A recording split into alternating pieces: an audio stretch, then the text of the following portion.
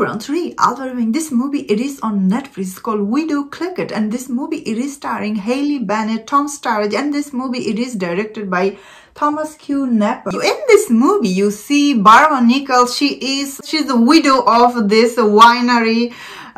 Like they make this red wine and champagne. They are the owner of this vineyard, like her husband was. But when her husband suddenly died in this movie, and the husband is played by Tom Sturridge, we see like this vineyard, like her father-in-law, he wants to sell it, but Barbara Nichols, she doesn't want to sell because this vineyard means a lot to her husband. So this movie, trying to tell a story about this widow, you know, when her husband dies, basically how difficult it becomes. Especially this movie takes place in 1800, and how difficult it is to run this vineyard.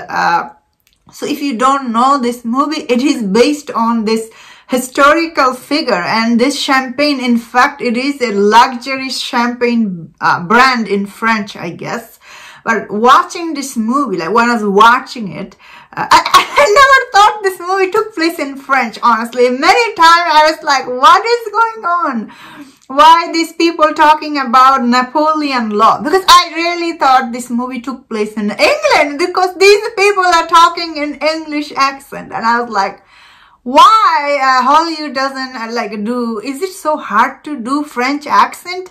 Maybe Hailey Bennett, she's not good at doing accent, because like Tom Sturridge, he is like a British actor. Of course, you know him from Sandman.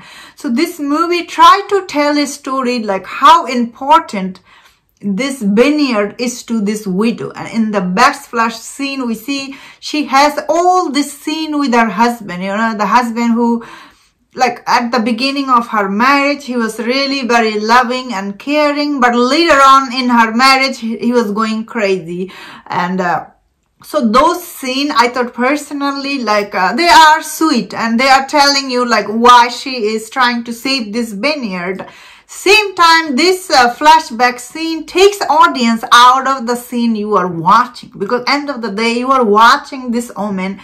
Like she, I think she did become the first businesswoman in that time frame, and she did build this vineyard, you know, it's about to be bankrupt, and she built it to the top. And this movie, instead of focusing on that, this movie really chose its focus on the story between this husband and wife, and and the way it ends, it is very frustrating. You know, what, you are just ending like that?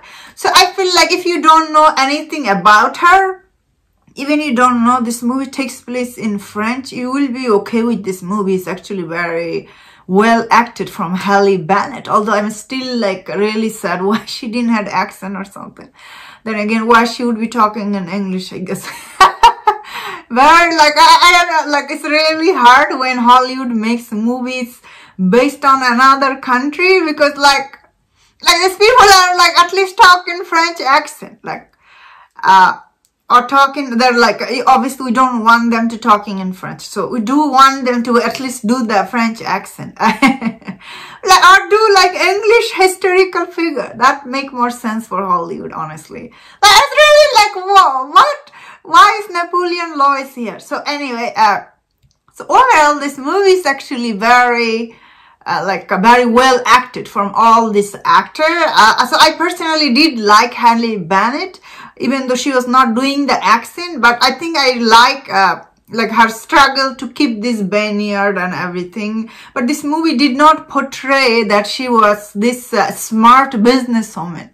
Instead of that, this movie focuses how society is trying to push her down. But end of the day, when you think about it, like the society is not pushing you down. Your business is like, you are not making money. So, you know, of course, they're trying to shut you down. So it's not, like, I don't get this. Like, why you're focusing? Show how genius she is. Although this movie does shows you.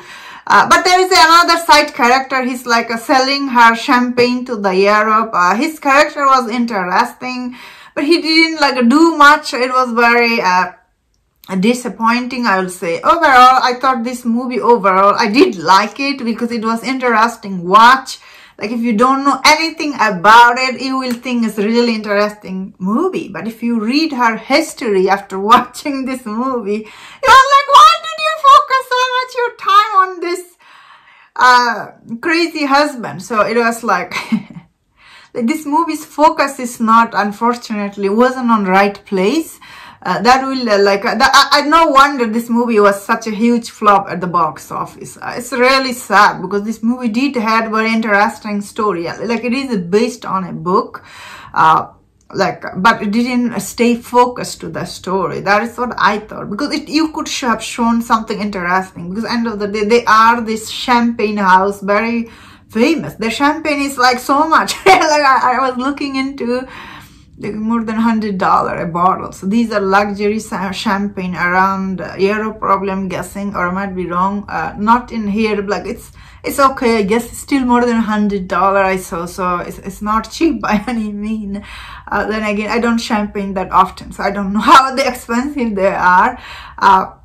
Yeah, this movie's focus was really on weird place, which did frustrate me. But end of the day, I did enjoy watching this movie, honestly. So I'm not gonna be too much hard on it, but I did not like the way it ends. It's like, wow, a lot of people will not like the way it ends. Like it ends the way like you are, then later on it just tells you like she never got married. And I was there thinking, this movie shouldn't be about her love life. It shouldn't be about her getting married. It should be about she's inventing all this champagne and wine, you know. Yeah, this movie is really like, I don't get it. Then that's how they choose to tell the story. And that was my thought on this. Let me know in the comment, what do you think about this movie? If you enjoyed this review, don't watch other reviews on other movies. If you enjoyed this, please subscribe. Until I see you next time, please take care.